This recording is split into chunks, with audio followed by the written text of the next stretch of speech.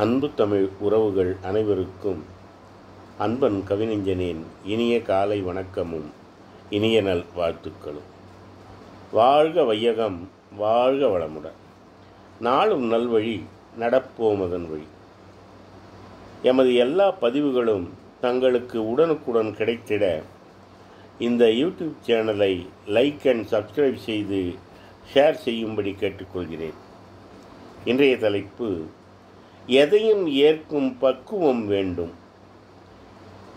எதையும் ஏற்கும் பக்குவத்தை எளிதாய் நாமும் அடைந்துவிட்டால், எதையும் ஏற்கும் பக்குவத்தை எளிதாய் நாமும் அடைந்துவிட்டால் எதிர்க்க துணிவு தானே வரும், எல்லாம் எளிதாய் பார்க்க தோன்றும்.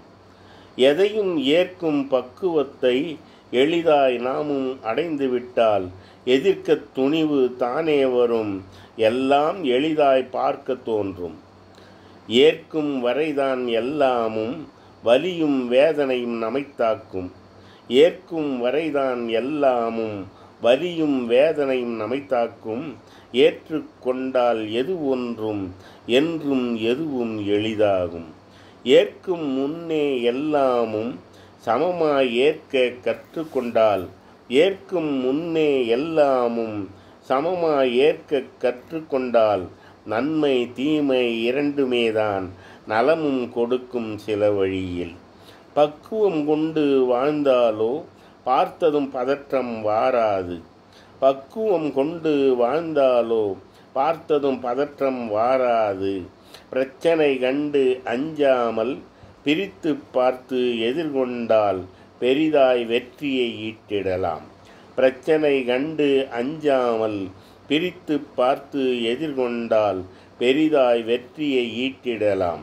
காலத்தின் மீது பழி போட்டு கவலையில் என்றும் இருக்காமல், காலத்தின் மீது பழி போட்டு கவலையில் என்றும் இருக்காமல் கவனமாயிருந்து வென்றிடலாம்.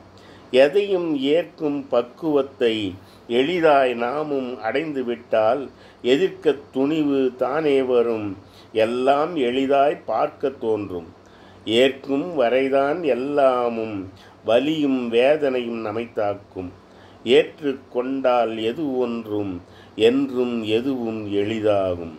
ஏற்கும் முன்னே எல்லாமும் சமமாய் ஏற்க கற்றுக்கொண்டால் நன்மை தீமை இரண்டுமேதான் நலமும் கொடுக்கும் சில வழியில்.